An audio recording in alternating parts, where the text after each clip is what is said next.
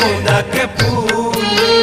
मनमोही डारे मोर जमारा, मनमोही डारे मोर जमारा, काने के तोरे झूल वो संजोती के बेरा।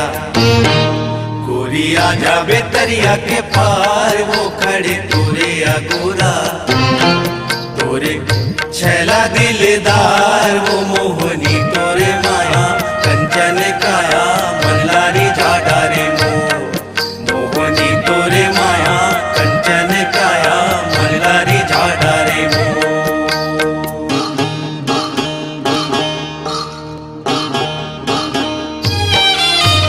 पीपर